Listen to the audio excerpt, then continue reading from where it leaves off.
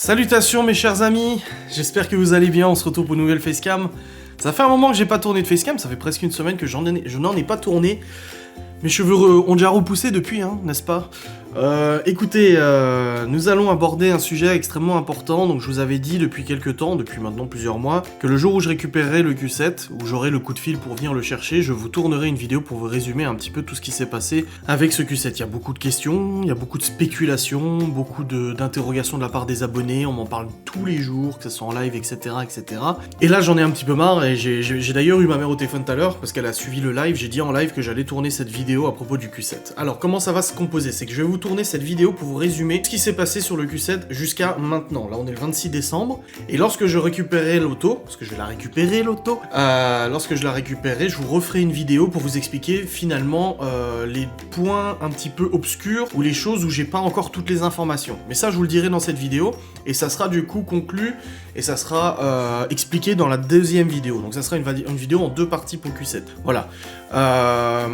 Comment commencer, comment faire? Donc c'est un petit peu compliqué parce que ça fait tellement longtemps que je tournais cette vidéo mais que je ne sais pas comment la faire. Alors, cette Audi Q7, donc c'est une auto que j'ai achetée en juin 2019, quelque chose comme ça. Elle totalisait 140 000 km, quelque chose, ouais, entre 140 et 150 000 km, pour un moteur V8 4 litres 2 TDI qui est un moteur extrêmement costaud, extrêmement puissant. C'est un troisième main, donc c'est pas un seconde main, c'est un troisième main. J'ai tout le suivi d'entretien chez Audi jusqu'aux 150 000, jusqu'à la dernière révision qui avait été faite, j'ai tout le suivi. J'ai aussi eu l'opportunité de découvrir les réparations qui avaient été effectuées sur la voiture, donc changement des filtres à particules, révision des suspensions pneumatiques, changement catalyseur, changement de deux turbos aussi et tout ça. Voilà. L'ancien propriétaire, j'ai pas mal discuté avec lui, d'ailleurs je l'ai toujours sur WhatsApp et tout. C'est quelqu'un qui en a pris soin.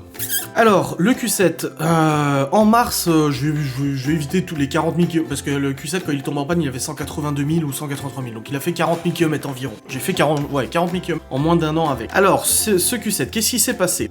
Quelques mois avant la panne, donc à partir du mois de janvier, donc depuis le déménagement, j'ai constaté quelques petits problèmes avec le Q7, mais des problèmes qui ne m'ont pas surpris, choqué ou quoi que ce soit, en fait ça m'a pas interpellé. Pourtant je suis quelqu'un de très parano sur les bagnoles. Par exemple, j'étais au McDo une fois et quand j'ai redémarré en première, donc c'est une boîte automatique, quand j'ai redémarré, j'ai senti un tremblement dans la voiture a comme si elle allait brouter, et puis après elle est repartie. Je me suis dit, bon je sais pas, il fait froid, je sais pas, tu sais, je me suis pas trop inquiété ou quoi que ce soit, et il m'est arrivé aussi plusieurs fois, en roulant à 2000 tours minute, donc le rapport 2000 tours minute, de sentir que la voiture en fait elle avait des petits broutages comme ça.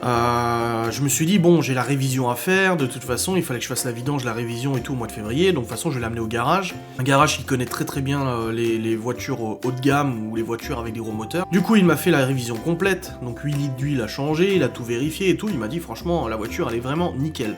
C'est une voiture qui est en très bon état, elle est nickel, aucun signe de rouille, rien du tout. De toute façon j'ai le contrôle technique qui a été passé du coup il a le contrôle technique à 1 an maintenant, et il est vierge quoi. Pour une bagnole à 150 000, le contrôle technique est nickel vierge. Donc je fais cette révision et tout, et je lui explique un peu les broutages que j'ai, mystère. Tout ce qu'il me dit, et le seul problème qu'il m'a relevé, c'est que j'ai le compresseur de clim qui a cassé. Et en fait, il m'a rendu un morceau de compresseur, donc c'est le compresseur de clim qui permet d'avoir de la climatisation, qui a lâché, et apparemment c'est une maladie qui est vachement connue sur les compresseurs de clim Volkswagen, donc c'est le même compresseur que tu retrouves dans un Touran. C'est pas un compresseur Audi haut de gamme ou quoi que ce soit, c'est le même compresseur de clim quoi. C'est le même truc. Et en fait, le compresseur, la cloche a cassé, ce qui fait que du coup, le compresseur ne fonctionne plus, mais ça n'empêche pas la voiture de conduire. Pour preuve, la clim elle a dû casser, la clim elle a pété je crois en août dernier. Enfin, j'avais plus de clim en août dernier. Un coup elle marchait, un coup elle marchait pas. J'avais plus de clim en août dernier et j'ai continué de rouler sans problème. Bref, c'est ça le truc qu'il me dit. Je lui dis, bon à l'occasion, il faudra que je revienne pour changer le compresseur. Il faut qu'il démonte la courroie accessoire et tout ça. Un petit peu de boulot quand même, quelques centaines d'euros de changement. Mais c'est pas dans l'urgence. De toute façon, on était en plein hiver. Voilà, y a pas besoin de la clim ou quoi. Il arrive le confinement du mois de mars où je ne touche plus la voiture pendant plusieurs jours. Donc pendant plusieurs jours, je ne touche plus l'auto. Et au moment de vouloir m'en servir, je me rends compte qu'il n'y a plus de batterie. J'essaie de mettre le contact. Tu vois que les voyants s'éteignent.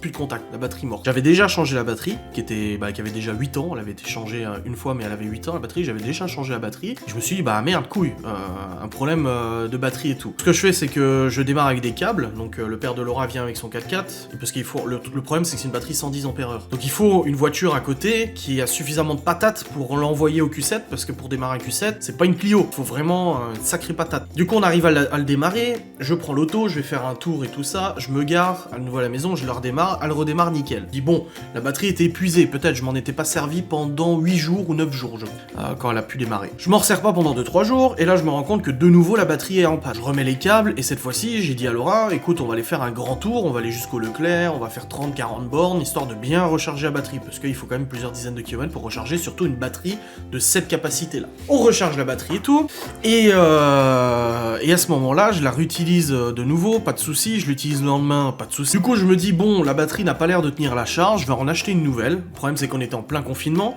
donc Oscaro a mis 10 jours à me livrer, donc ça, c'était encore au mois de mars, donc ça faisait déjà presque 2-3 semaines que la voiture était en panne, même si j'arrivais à la démarrer avec les câbles. Je reçois la nouvelle batterie, je mets la batterie dans la voiture, je démarre la voiture, et là, la voiture démarre, mais elle démarre en faisant un bruit hallucinant. Et même ma mère au téléphone, même elle m'a dit, ouais, c'est quoi ce bruit? Et en fait, la voiture faisait un bruit clac clac clac clac clac clac clac, comme si en fait, alors, on appelle ça par exemple sur un moteur 4 cylindres, donc t'as 4 cylindres dans ta culasse, et quand t'as un cylindre qui ne fonctionne pas, on dit qu'il tourne sur 3 pattes, c'est à dire que la synchronisation des cylindres se fait mal, et le moteur fait un bruit de casserole en gros. Et là c'est ce qui s'est passé, le moteur tremble, et on sent qu'il tourne pas bien quoi, je sentais qu'il avait un problème qui tournait pas bien, sachant que le Q7 c'est un moteur en 8 cylindres, un V8, donc t'as deux paires de 4 cylindres comme ça de chaque côté, une paire de 4 cylindres de chaque côté, pardon. Il fait un bruit pas possible et tout, et je dis à ma mère, écoute, je vais pas le rouler avec, c'est trop bizarre qu'il ait démarré comme ça, peut-être que la batterie a pas eu assez de jus, je sais pas. Je coupe le contact, et depuis, il n'a plus jamais redémarré. Alors du coup, moi, je constate ça, j'essaie de le redémarrer, bah tu sens qu'il se relance pas, enfin tu vois, il fait puis ça va pas, il veut pas. J'ai l'avantage d'avoir du coup le matériel à la maison pour détecter les pannes, donc c'est un matériel qui me permet de reprogrammer 2-3 conneries, comme les essuie-glaces et trucs comme ça, c'est du pipi de chat, mais ça me permet aussi de checker les codes erreurs. Et quand je branche l'ordinateur sur le Q7, l'ordinateur, il me fait la liste de tous les codes erreurs, toutes les pannes. Là, c'est un sapin de Noël, je me retrouve avec plein d'erreurs. Alors, capteur ci, capteur ça, capteur compression, machin, etc., problème et tout. Ah, je me dis, c'est quoi ce truc? Et ce qui se passe, c'est que moi, je fais partie de plusieurs groupes Audi Q7 sur Facebook, et je contacte, enfin, je poste en public, je poste sur le mur d'un des groupes en disant, voilà, j'ai un problème avec mon Q7, je me retrouve en panne, il démarre plus, j'ai changé la batterie, etc., voici mon rapport d'erreur. Et là, je suis contacté, du coup, par un des administrateurs du groupe qui me dit, écoute, en gros, il s'y connaît parfaitement, etc., il connaît parfaitement le méca, parce que je ne doute pas, il a déjà réparé son V8 à lui aussi, il a réparé plein d'autres Audi sur le groupe, vraiment le gars il connaît son truc, tu vois. Et il me dit efface les codes erreurs et réessaie de démarrer. Alors j'efface les codes erreurs, donc je peux avec l'ordinateur, je remets le contact, et là de nouveau j'ai une erreur qui tombe, capteur G40, ça me marque une plausible signal ou même no signal ou je sais plus quoi. Il me dit qu'en fait le capteur G40 ne fonctionne pas. Le capteur G40 c'est quoi? Alors sur un moteur, t'as le moteur qui tourne, ok? Il y a un capteur en fait d'arbre à cam, il est situé en fait juste dans la lignée de l'arbre à cam. Démarrer la voiture. Si la voiture n'obtient pas la position de l'arbre à cam, elle ne peut pas démarrer parce qu'il sait pas à quelle vitesse démarrer le moteur. Il y a ce capteur là, et il y a aussi un autre capteur qui s'appelle le capteur PMH, qui est lui situé en fait entre la boîte de vitesse et le moteur. Donc il y a deux capteurs qui fonctionnent ensemble. Là moi ça me dit capteur G40, et le mec du groupe Audi Q7 me dit, bah, c'est bizarre le capteur G40 qui tombe en panne, c'est quand même très surprenant et tout ça. Donc moi à force d'essayer de démarrer la voiture, bah j'ai plus de batterie de nouveau, donc obligé de recharger la batterie pendant 24 heures et tout, donc faut vraiment se dire qu'à chaque essai je dois attendre au moins 2 jours à chaque fois pour réessayer. Et du coup au bout de 2 jours, j'ai un copain à mon père qui vient, donc vous le savez, il y a plein de gens qui sont venus, enfin il y a plein de gens qui sont venus, plein de gens qui ont voulu intervenir sur cette voiture. Moi le copain de mon père qui est mécano depuis 30 ans, il vient en me disant bon je connais pas trop les moteurs V8 Audi, peut-être que ça peut être ça, ça peut être ça. Moi j'essaie de lui expliquer, je lui dis ah bah le mec sur Audi, le forum, enfin la page Audi m'a dit de faire ça, ça, ça. Du coup on recharge la batterie, on réessaye, et là il me dit non c'est peut-être tout simplement le gasoil qui n'arrive pas dans les cylindres. Du coup le gars du forum Audi me dit bah c'est dommage que t'habites pas près de chez moi parce que je serais venu te faire le dépannage. Et je lui dis bah oui mais le problème c'est que moi j'y connais rien. Il m'a dit mais c'est pas grave, t'inquiète, c'est tout simple, il suffit de purger les injecteurs, et pour ça en fait t'as les 4 injecteurs de chaque côté, donc t'as 8 injecteurs. Il faut qu'en même temps que tu démarres la voiture, tu regardes là où il y a des bulles d'air et que tu resserres les injecteurs un par un. Mais le problème c'est que pour faire cette manip, il faut que tu forces sur le démarreur, et quand tu forces sur le démarreur, bah tu bousilles la batterie, enfin tu utilises ta batterie. Donc ça veut dire que je devais à chaque fois que je faisais des tentatives de purger les injecteurs, bah je me retrouvais en fait avec plus de batterie. Déjà ça prenait du temps, et en plus je devais à chaque fois attendre le copain de mon père parce que je pouvais pas le faire tout seul. Je préférais que ça soit un mécano qui le fasse. Donc, il essaie, il démonte déjà le filtre à gasoil, il regarde s'il y a pas de soucis, il essaie de purger les injecteurs, il me dit écoute il y a plus d'air dans les injecteurs. On a réussi après plusieurs jours de tentatives, et là on est déjà au mois d'avril tu vois, plusieurs jours de tentatives, on arrive à se rendre compte que les injecteurs sont parfaitement purgés, qu'il n'y a pas de souci. On efface de nouveau les codes erreurs, et avec l'ordinateur, du coup, alors du coup, il y a le copain de mon père, et il y a le mec du forum Audi, enfin de la page Audi. Et le gars de la page Audi me dit, bah écoute, on va le faire ensemble, tu m'appelles en visio, et on va tester chaque élément de la voiture. Donc on teste la pompe de pression, parce que tu peux avec l'ordinateur, en fait, tu peux l'enclencher, et l'ordinateur te dit si elle fonctionne, tout simplement, s'il y a un signal. La pompe de gavage, donc ce qui ramène le gasoil dans le circuit, la pompe de pression, on teste un peu tout, on teste tout le fonctionnement de la bagnole, et on se rend compte que tout fonctionne. Tout fonctionne, sauf le capteur G40. Voilà, le capteur d'arbre à cam. Sauf que moi, à ce moment-là, je lui dis, bah, qu'est-ce qu'il faut que je fasse? Il faut que je change le capteur? Oui, alors je commande un nouveau capteur G40, un capteur d'arbre à cam. Encore une fois, il y a le confinement, on est en plein mois d'avril. Du coup, je reçois le capteur au bout de genre une semaine et demie. Je reçois le nouveau capteur, je le mets en lieu et place, je recharge à nouveau la batterie. J'efface les codes erreurs, parce qu'il faut toujours les effacer avant de démarrer, parce qu'il peut y avoir une sécurité qui empêche le démarrage de la voiture quand il y a des codes défauts. J'efface les codes erreurs, j'essaie de démarrer, ça ne fonctionne toujours pas. Ça me dit encore G40. Sauf que le capteur, il est neuf. Le capteur est neuf. Donc voilà, là tu commences à te dire, bon bah c'est quoi le problème? Moi du coup je commence à appeler le gars du forum, j'appelle le copain à mon père, j'appelle aussi le garage qui m'a fait la révision, qui est un très bon garage. Je lui dis voilà, j'ai un souci avec mon Q7, vous m'avez fait la révision en février, il démarre plus et tout. Et du coup je leur dis à tous, mais vous êtes sûr que c'est pas le moteur qui a un problème? Parce que le capteur je viens de le changer, et ça me dit signal qui est pas bon. J'ai dit vous êtes sûr que le moteur il a pas pris un coup? Et là tout le monde me rassure en disant mais non, un moteur V8, y a aucun problème avec ça marche trop bien, un moteur V8, pour mettre à sac un moteur V8, faut y aller, machin, etc. Tu vois.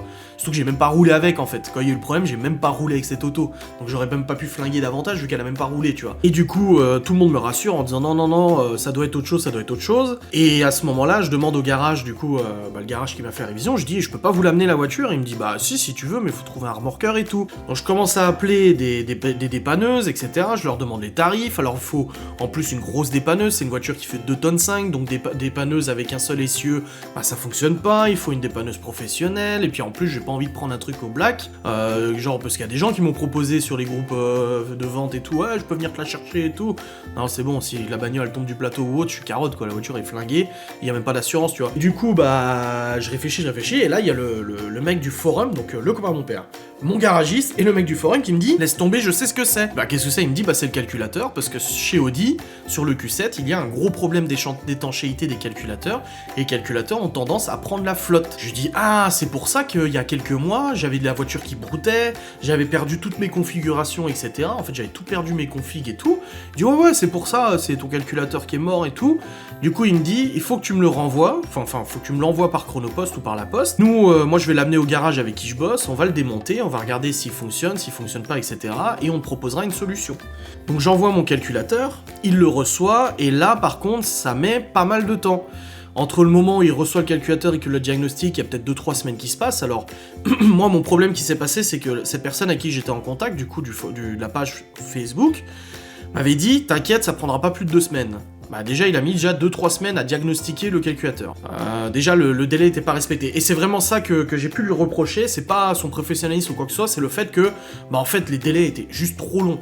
Du coup moi j'ai commencé à prendre contact avec d'autres personnes qui avaient aussi envoyé leur calculateur pour savoir si, toi aussi t'attends depuis autant de temps? Oui. Là je me rends compte que bah je suis pas le seul en fait à attendre, que le mec il est débordé de travail, qu'il a été trop optimiste au niveau des délais de traitement de la panne, etc. Et que bah je suis pas prêt de revoir mon calculateur. Et j'ai dû attendre 2 mois, je crois. Alors, il m'a dit que le calculateur était bien en panne, qu'il avait pris la flotte, qu'il fallait du coup le cloner, et qu'il fallait recevoir un autre calculateur pour pouvoir cloner mon programme dedans, me le renvoyer, etc.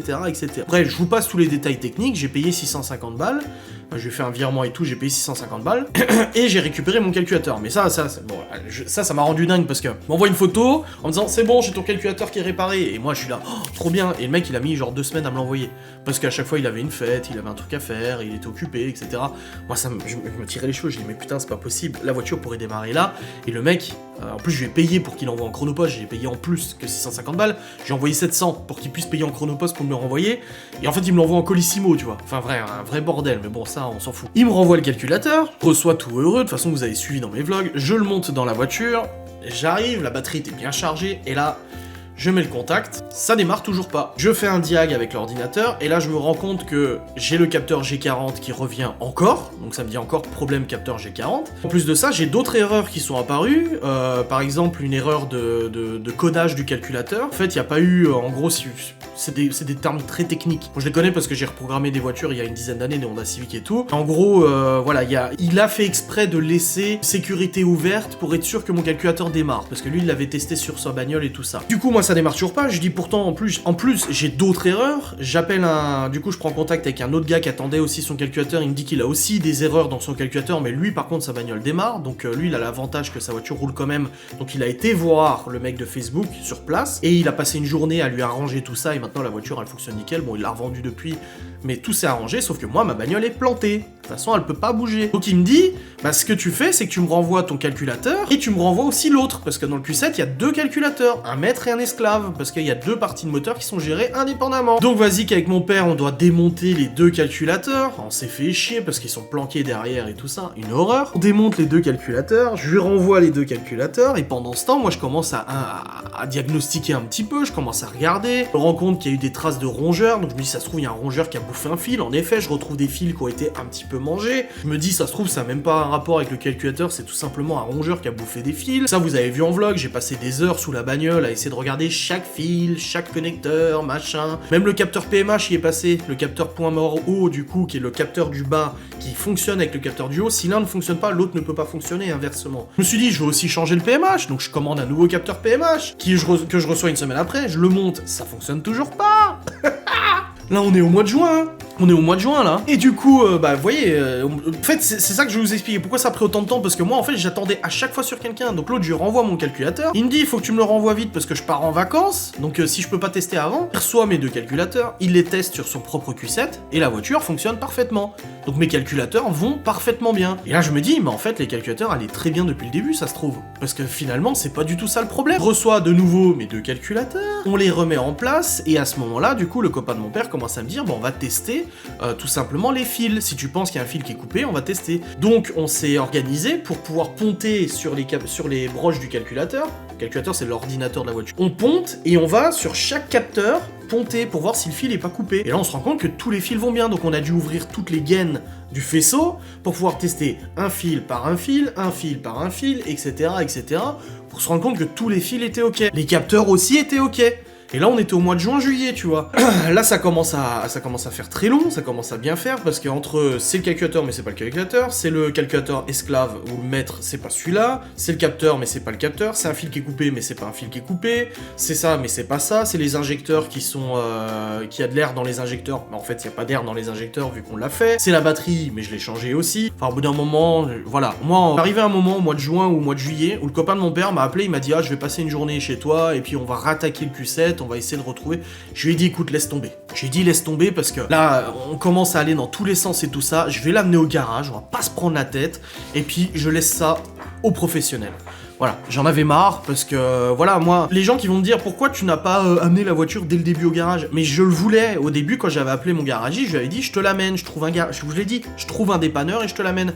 Sauf qu'entre temps, moi j'ai un mec qui me dit c'est le calculateur, j'en suis sûr, envoie-le moi, je te le répare pour 600 balles au lieu de 4000 chez Audi. Ah ouais, 2500 € chez Audi le calculateur. Ok, d'accord, tu le fais. Moi, ma mère derrière, elle me dit ouais, tu sais, moi je demande toujours des avis, des conseils, je demande à mon père, ma mère, le pape, à Macron et tout ça, tu sais, je demande à tout le monde et ils me disent tous franchement, t'es pas une semaine près, vas-y, envoie-lui le calculateur. Sauf que, en fait, ça a mis 2 mois pour réparer le calculateur. Vrai merdier. Donc, au mois de juillet, je prends la décision de trouver une dépanneuse et d'emmener le Q7 au garage. Alors, quel garage? J'en appelle un, il me dit qu'il en a rien à foutre. J'en appelle un autre, le garagiste, il vient, il me dit que ça l'intéresse pas. J'appelle Audi.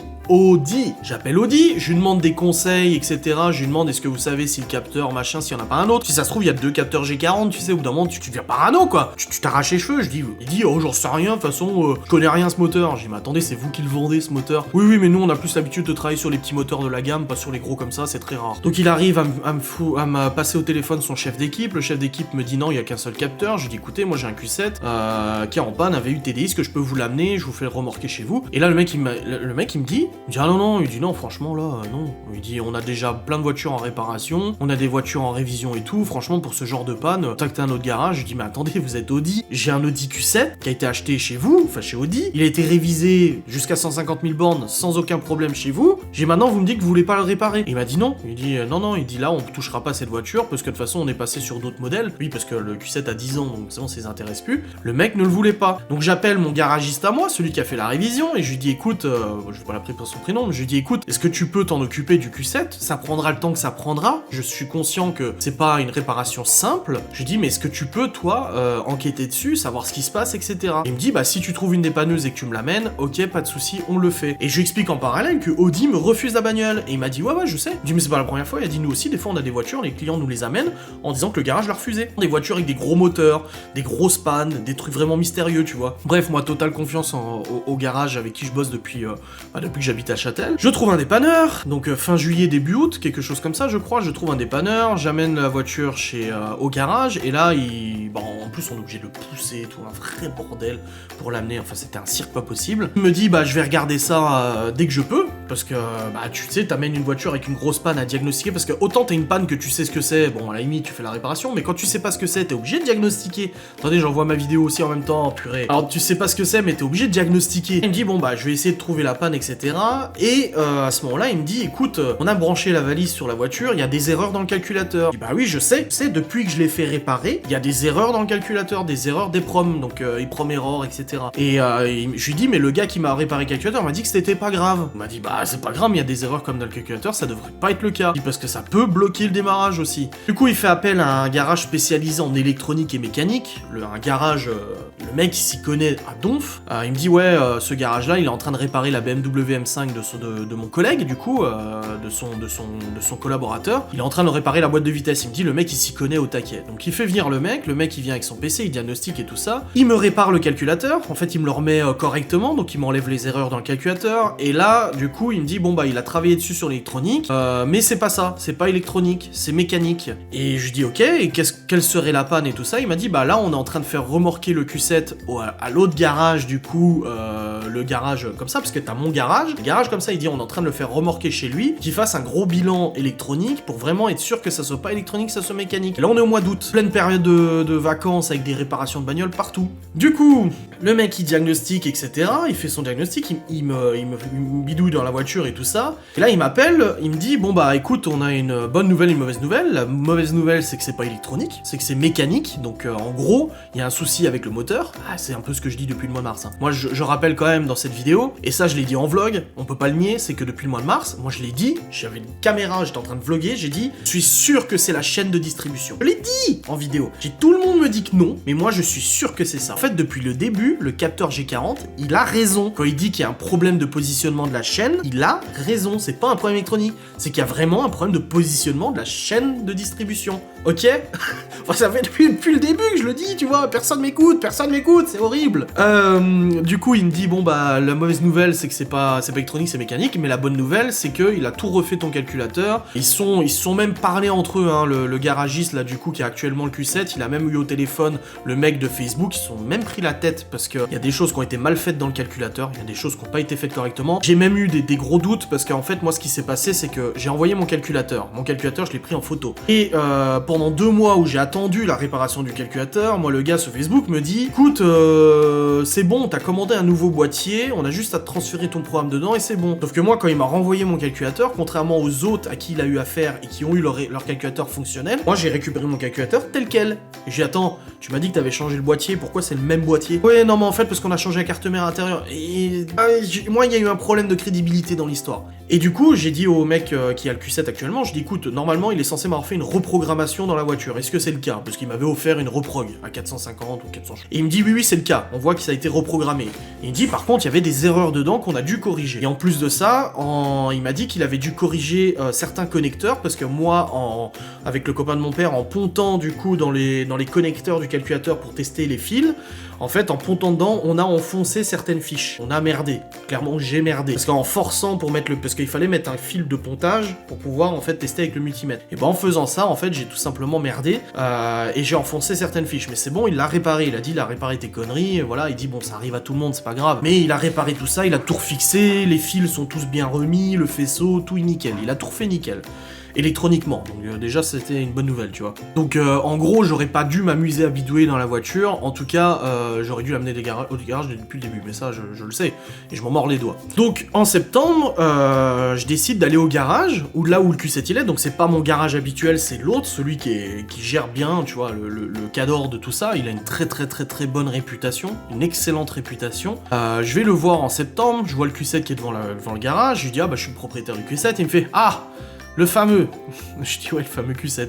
Et du coup, le gars, je dis bon bah voilà, comment ça se... Ah oui, non, il vient vers moi, il me dit bon, on fait quoi alors? Je dis bah on fait quoi de la voiture? Je dis bah vous êtes censé la réparer, en fait moi ça fait depuis le mois d'août que vous l'avez, je pensais que vous aviez déjà attaqué la réparation. Il dit ah non, il dit moi je suis au courant de rien, il dit moi j'ai réparé l'électronique, je vous ai refait les connecteurs, le calculateur, tout est ok. Il dit mais moi on m'a rien dit du tout. Et donc ça faisait un mois en fait que le mec, la bagnole était devant son garage et qu'il savait même pas ce qui allait se passer. Je dis ah non, je dis moi l'objectif c'est, je crois qu'on était mi-septembre ou fin septembre, un truc comme ça. Et je lui dis ah non mais moi en fait le but c'est que je récupère la voiture et qu'elle roule. Je dis la voiture elle vaut 20 000 balles à l'Argus, de toute façon il faut la réparer quoi qu'il en coûte quoi. Et du coup le gars il me dit bon bah voilà mon point de vue vis-à-vis de la panne.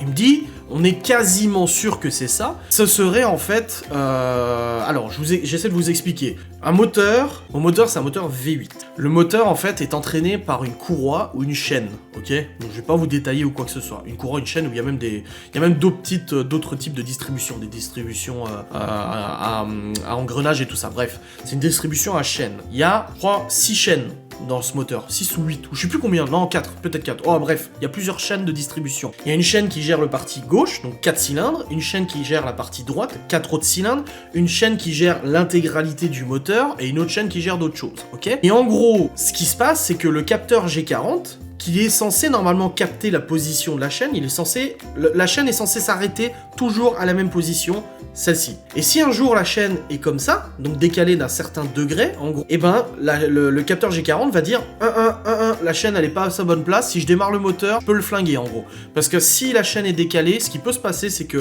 tes cylindres, en fait tes pistons qui sont dans les cylindres, qui font la compression, sont remontés par la bielle et le vilebrequin. En gros ce qui peut se passer c'est que tes pistons peuvent remonter ou descendre trop bas et venir casser les soupapes, les queues de soupape et tout le moteur en gros. Et du coup il me dit pour moi la chaîne est décalée. Il dit il y a plusieurs solutions. Soit la chaîne est légèrement décalée et elle aurait été décalée par les démarrages successifs au câble que j'ai dû faire. Il dit ou alors vous avez un tendeur de chaîne hydraulique qui est cassé. Et ça peut arriver. Et justement le mec de la page Facebook Audi, il a acheté son propre Q7 à lui. Il avait du broutage, il avait des problèmes et il a démonté totalement le moteur. Il s'est rendu compte qu'il avait un tendeur qui était cassé dans le moteur. Mais vu que le moteur c'est un très gros moteur, la chaîne elle tenait encore. Les tendeurs en fait c'est, si vous voulez, c'est comme des paliers comme ça qui viennent tendre la chaîne pour qu'elle soit pas machin, parce que si la chaîne est détendue, t'as des risques de casser ton moteur, tu vois, parce que ça va décaler la mission et tu risques de flinguer ton moteur. C'est ce qui s'est passé sur la DS3 que j'avais avant. Je l'ai acheté, le moteur venait d'être changé parce que la chaîne s'est détendue et que le moteur a tapé du coup les queues de soupape, a tapé les pistons, enfin a foutu un bordel. Et du coup il me dit soit il y a un tendeur qui est cassé, ça a détendu la chaîne et résultat la chaîne étant détendue, elle s'est décalée un peu et le capteur G40 ne veut plus démarrer pour éviter un problème. Il dit soit la chaîne est cassée, elle a carrément cassé dans le moteur. À ce moment-là, il la détecte plus, plus de chaîne, plus de détection de toute façon. Et donc ce qu'on doit faire, c'est qu'on doit descendre le moteur, parce qu'on peut pas accéder à la distribution sans descendre, donc il faut descendre le moteur, descendre la boîte de vitesse, ouvrir du coup le côté distribution, et à ce moment-là, constater et détecter si la chaîne a été cassée, si un tendeur a été cassé, s'il faut faire ci, il faut faire ça. Donc en gros, en soi, c'est pas une réparation très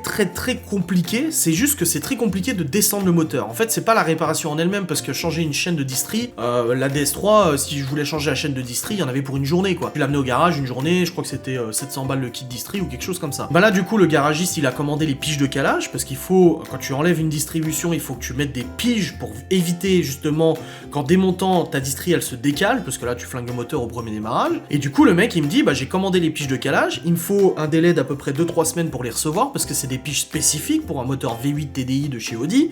Il dit, ça court pas les rues, c'est pas un litre 5 DCI 90 sur une Clio, quoi. Du coup, il a dû commander, on était vers mi-septembre, et il m'a dit, moi j'ai commandé piges de calage, il dit, maintenant, c'est à vous de savoir si c'est moi qui le répare, ou si on le ramène au garage, à votre ancien garage, du coup, au garage que je connais bien. Et je lui dis, bah non, on va pas retransporter la bagnole à nouveau, quoi, on va pas la remettre sur un plateau, la ramener au garage, etc.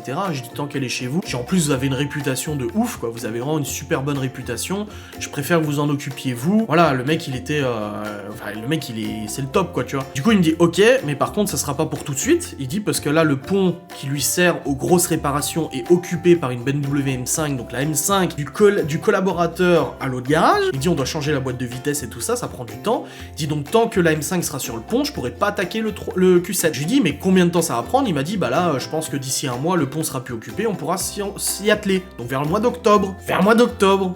Et en rigolant, il me dit, de toute façon, je pense que vous l'aurez d'ici Noël. Et je lui dis, vous rigolez? Il me dit, bah non, je rigole pas. Il dit, on sait jamais, et que ça se trouve, la M5 va prendre plus de temps, nous on a du boulot, enfin, le garage il est rempli de bagnoles, ils en ont plein à réparer, il a pas de problème de travail. Après, il me redit, mais moi je vous le dis, ce Q7, moi à la limite, vous l'emmenez dans un autre garage, je m'en fous. Il dit parce que c'est une grosse réparation et j'ai déjà assez de bagnoles. Je dis bah oui mais moi je préfère quand même le laisser chez vous et vous en occupiez vu la réputation que vous avez. Il me dit ok pas de souci. Il me dit par contre vous comprendrez que ça va prendre du temps parce que vous m'amenez une voiture que je n'avais pas forcément choisi de réparer dans la mesure où bah on lui a amené pour un problème électronique et finalement il se retrouve avec une bagnole et un problème mécanique. Parce qu'entre électronique et mécanique il y a quand même t'as un PC alors que là faut démonter le bousin. Et il m'a dit moi pas de problème je vous le répare mais il va falloir être très patient parce que voilà ça prend du temps. Donc je laisse le mois d'octobre passer et au mois de novembre j'appelle mon ancien garagiste, enfin mon ancien j'appelle le garagiste que j'ai l'habitude et je lui dis écoute je voulais juste savoir si la M5 était réparée et si le pont avait été libéré parce que du coup je suis passé devant le garage l'autre jour et le Q7 il est toujours devant le garage. Je suis passé en loose day tu vois. Et il me dit bah attends je vais appeler mon collègue donc il va appeler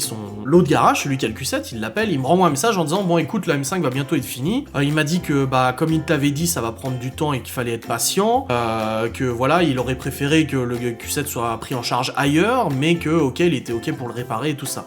Donc à savoir que ce garagiste là qui a le Q7 actuellement c'est un garagiste qui a pignon sur rue, qui a des très bons avis mais qui est peu loquace. C'est pas le genre de personne avec qui tu vas discuter pendant une demi-heure. Autant mon autre garagiste parle à chaque fois pendant je sais pas combien de temps, on parle de bagnole, de YouTube et tout.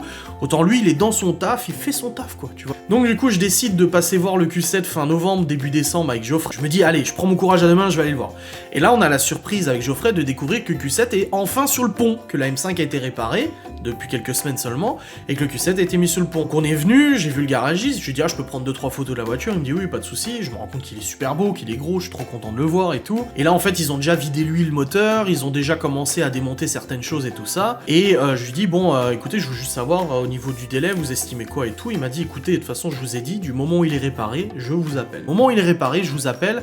Il dit là j'ai plein d'autres choses à faire. Il avait un mec qui était même pas là au garage donc ils étaient que deux. C'était la galère en fait tu le vois je te jure j'ai jamais vu un garage avec autant de bagnoles. Tellement il a une bonne réputation qu'il a une tonne de voitures devant son garage et qu'il les enchaîne les réparations il les enchaîne. Donc je sais qu'en fait la réparation du Q7 il l'a fait en dehors de ses heures. Il fait cette réparation en fait en dehors de ses réparations habituelles. C'est vraiment pour lui c'est un peu un fardeau ce que je comprends mais c'est vraiment pour lui en fait un bonus, enfin un mauvais bonus du coup, mais c'est pour lui une réparation annexe qu'il fait quand il a le temps de le faire tout simplement. Mais ça il me l'a expliqué en septembre. Il m'a dit monsieur moi je veux bien le faire problème mais il faudra être patient, ça peut durer plusieurs mois parce que c'est quand même une grosse réparation et j'ai pas forcément le temps. Il dit donc si vous voulez que ça soit réparé rapidement reprenez-le, amenez-le ailleurs quoi. Sauf que moi à ce moment-là non je sais que le mec gère sa bosse quoi. Je sais que le mec il a une super réputation et en plus transporter une voiture comme ça à droite à gauche c'est pas forcément bon, elle est en panne, je vais pas la retirer sur un plateau etc. Donc moi le garagiste avait été clair avec moi, il m'a dit plusieurs mois, il m'a dit peut-être avant Noël, il m'avait dit en rigolant. Mais en fait il était sérieux. Donc quand je suis allé le voir de fin novembre début décembre avec Geoffrey, donc Geoffrey en est témoin, il pourra commenter cette vidéo s'il veut. Le mec m'a dit on est dessus, on travaille dessus, je vous appellerai dès qu'elle sera réparée, qu'on aura trouvé le problème et qu'elle sera réparée, je vous appellerai pour venir la chercher. Donc vous inquiétez pas, ça sert à rien d'appeler, ça sert à rien de passer ou d'insistant ou quoi que ce soit, on est dessus. De toute façon, le pont est actuellement occupé par le Q7, il a pas le choix de le réparer, parce que s'il veut récupérer son pont, de toute façon, il faut qu'il termine la bagnole, il a déjà commencé à démonter les trucs, il va pas la reposer au sol, remettre les roues, et puis la reposer au sol, etc., tu vois, donc il a déjà commencé à le démonter. Maintenant, je suis patient, moi je suis quelqu'un d'extrêmement patient, mais voilà. Au niveau des montants de réparation, alors, la dépose, repose du moteur, plus changement de distri, etc., ça peut coûter plusieurs milliers d'euros. Moi je pense que la facture va osciller, je serais pas surpris qu'il me dise 5000 balles, je serais pas surpris qu'il vienne me dire 5000 euros, même si j'en ai parlé avec lui, et lui il est plus dans les 2-3000 balles, il m'a dit entre 2000 et 3000 euros si la chaîne est cassée. Et ce qui va coûter le plus cher en fait c'est même pas le changement de chaîne, c'est de démonter le moteur et de remonter le moteur, enfin descendre le moteur, parce qu'il n'y a pas besoin de démonter le moteur, faut le descendre, ouvrir la distri, regarder ce qui s'est passé. À la limite il m'a dit c'est ça qui coûte le plus cher, c'est la main d'œuvre pour faire cette manip, donc en gros faut dévisser le moteur, le descendre légèrement, il m'a dit il n'y a même pas besoin de le descendre complètement, normalement normalement, en l'inclinant un petit peu, il arrivera à accéder du coup à la partie distri. Il lui faut juste suffisamment de place pour passer les mains et caler correctement la distri et tout ça. Mais voilà, en gros, il m'a dit, faut compter 2-3 000 balles à peu près pour la réparation, mais je serais pas surpris qu'il y en ait pour un petit peu plus. Voilà. Alors il y a des gens que, maintenant je passe un petit peu à, j'essaie de me résumer un peu ce que les gens me disent depuis quelques mois. Donc la voiture n'est absolument pas saisie, elle est pas saisie, pas d'huissier, rien du tout, etc. Le garagiste n'est pas un mauvais garagiste, parce que des gens me disent, ah tu devrais appeler en gueulant. Non, en fait on s'est mis d'accord. En septembre, quand je lui ai dit, je souhaite que ce soit vous qui le réparez, il m'a dit, ça va prendre plusieurs mois parce que j'ai d'autres projets à côté, d'autres travaux, il manque pas de boulot du tout, donc il fera ça quand il aura le temps, en gros. Je le savais de toute façon à l'avance que ça pouvait prendre plusieurs mois, je le savais de toute façon, sauf qu'au point où j'en suis, de toute façon, je préfère largement que ça soit lui qui s'en occupe, qu'il fasse un travail comme il sait faire, parfaitement, aux petits oignons propres. J'ai vu ce qu'il avait fait avec l'électronique, hein. Il a remis le calculateur en place, il a tout remis correctement, propre et tout, il a fait un super boulot, j'ai vu de mes yeux, tu vois. Je préfère que ça attende plusieurs mois et que ça soit lui parce que... plutôt que l'amener dans un autre garage, et puis que ça soit fait à la va-vite, ou que ça soit pas trouvé, ou que ça soit un vrai bordel, ou quoi que ce soit. D'autres personnes vont me dire pourquoi tu l'as pas ramené à ton garage initial, tout simplement parce que ces deux garages travaillent ensemble, et que vu la réparation que c'est, de toute façon il aurait dû faire appel à ce mec-là de toute façon pour faire certaines choses. Donc autant qu'elle soit chez lui, la voiture. Autant qu'elle soit dans son garage à lui. Ensuite, d'autres personnes qui vont me dire pourquoi tu le revends pas. De toute façon, je vais pas revendre une bagnole qui est en panne. Je vais attendre déjà qu'il soit réparé. Qu'est-ce que j'ai d'autre comme question qu'on m'a posé mea culpa. En effet, j'aurais dû, dès le mois de mars, dès la panne, amener cette auto au garage. On aurait gagné plusieurs mois, on aurait gagné du temps, j'aurais gagné de l'argent, parce que il y a des questions qui ne sont pas encore répondues et dont j'attends impatiemment la réponse. Mais il est vrai que si j'étais allé au garage dès le début, la voiture serait déjà réparée. En effet, j'aurais peut-être payé un peu moins que ce que j'ai payé avec le calculateur, etc. C'est vrai. Maintenant, moi, j'ai écouté mes proches, j'ai écouté mes gens, je me suis écouté moi-même. Et il est vrai que quand il y a une panne comme ça qui arrive, qu'on te dit, le calculateur chez Audi, c'est 2500 €, mais je te le fais pour 650, et que tu vois que le mec a des centaines d'avis sur le forum, enfin sur la page Facebook, que tout le monde est content de lui, enfin tu fais confiance. Quand quelqu'un te dit, qui a 30 ans de métier, qui te dit, non, en fait, c'est ça la panne, du coup, tu te focalises là-dessus, tu changes les capteurs, etc., et que finalement, c'est pas ça, tu peux pas t'en vouloir d'avoir fait confiance à quelqu'un dont c'est son métier. Voilà, quand t'appelles Audi, qui veulent pas de ta caisse, enfin, je vais pas aller brûler le garage Audi à Épinal, quoi. Je vais pas leur foutre le feu parce qu'ils ont refusé de prendre ma caisse, c'est tout. Au bout d'un moment, merde. Donc quand je l'amène à mon garagiste habituel qui me dit je prends ça en charge, t'inquiète, on va faire le nécessaire, qui me dit j'ai fait appel à un autre garage qui s'y connaît encore mieux en électronique, qui va diagnostiquer, on lui a amené la voiture chez lui pour qu'il intervienne dessus, moi je suis content aussi, je dis ok, c'est pris en compte.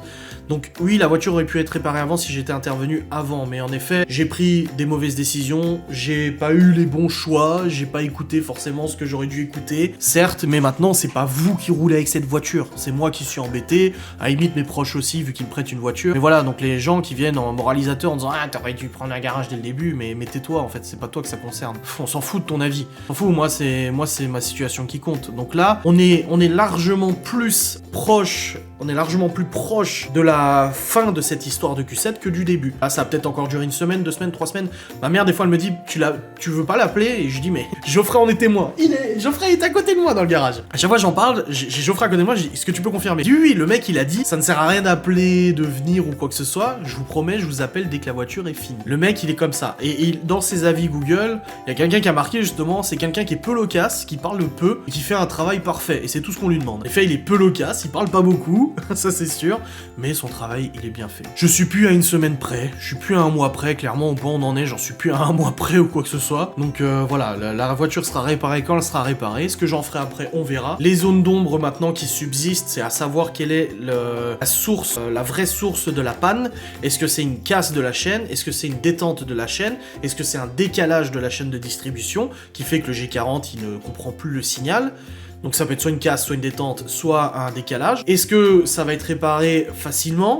Donc changement de la chaîne, du kit chaîne, je ne sais pas. Et la troisième question, est-ce que le calculateur déjà était en panne? Que le calculateur a vraiment été en panne et a vraiment été changé? Ou il a juste simplement été bidouillé pour me faire croire que le calculateur avait un problème? Parce que vraiment, moi quand j'écoutais au début, au mois de mars, avril, mai, c'est le calculateur, c'est sûr, c'est sûr. Pourtant je reçois exactement le même calculateur, en plus avec des erreurs dedans. Donc voilà la question que je me pose. Est-ce que c'est ça le problème? Et quel est le problème? Est-ce que le calculateur avait un souci, et puis est-ce que ça va être réparé? En gros, voilà la grosse question dans l'histoire. Moi, ma seule crainte qu'il y aurait, c'est que j'ai cassé un peu plus du moteur, c'est-à-dire qu'en démarrant le moteur, quand il avait tourné sur 4 cylindres qui faisait un boucan, j'ai peur en fait d'avoir justement décalé la chaîne et que le moteur soit remonté trop haut et taper en fait les queues de soupape, enfin, et taper quelque chose et flinguer un peu plus que simplement la distribution. Mais normalement non, il m'a dit si vous avez pas roulé avec, il n'y a pas de risque. De toute façon, on l'entend, quand on essaie de démarrer le moteur, on entend qu'il tourne correctement, il n'y a pas de bruit de casserole, il n'y a pas de bruit bizarre. Il dit le moteur, il se lance et il fait 500-600 tours par minute, et après il se lance pas en fait, il n'y a pas l'émission qui se fait. Il n'y a pas l'émission parce que pour lui, il ne capte pas la chaîne de distri. Voilà, maintenant c'est ces questions qui subsistent et qui seront répondues dans la deuxième partie de cette vidéo que je ferai quand je récupérerai la voiture. Voilà, donc normalement, je suis censé récupérer une voiture qui sera réparée, qui sera totalement fonctionnelle, avec quelques milliers d'euros en moins dans le portefeuille, certes, mais qui en vaut quand même 20 000, quoi. C'est pas une voiture qui... Enfin, je veux dire, si le montant des réparations était équivalent au prix de la voiture, voilà, tu vois. Mais là, c'est pas le cas du tout. Donc, patience et patience. Moi, je suis de toute façon d'une grande patience. Je suis pas une semaine près. Je suis plus un mois près maintenant. Donc, je laisse faire. Le mec, il a clairement dit il y a un mois. Ouais, il y a un peu plus d'un mois. Il m'a dit quand ça sera fini, je vous appellerai. Ok. Je vous remercie à tous d'avoir regardé cette vidéo, j'espère que ça aura répondu un petit peu à vos questions et à toute cette attente. Pour ceux qui se disent ouais mais c'est quand même abusé de prendre autant de temps à réparer une voiture. Encore une fois, comme je le dis, le mec, on s'est mis d'accord, le garagiste s'est mis d'accord, il m'a dit si je la laisse ici, si vous me la laissez et que c'est à moi de la réparer, ça va prendre plusieurs mois parce que c'est une grosse réparation et qu'il a pas trop le temps. Et si vous voulez aller plus vite, reprenez-la et amenez-la dans un autre garage. Ce que je n'ai pas voulu faire. Et par contre, ça, je regrette pas cette décision. Autant je regrette de ne pas l'avoir amené dès le début au garage, autant je suis totalement confiant qu'il soit dans ce garage. Je suis vraiment totalement confiant. Je suis totalement rassuré et j'ai hâte que ça soit fini. Voilà. Donc, j'aurais finalement fait cette vidéo du Q7. Elle dure 45 minutes, c'est beaucoup trop long. J'aurais finalement fait cette vidéo du Q7 en espérant avoir répondu à la majorité de vos questions. Et je vous retrouverai du coup pour la suite de cette vidéo lorsque la voiture sera réparée. Je vous fais des bisous. Je vous dis à très vite. Salut.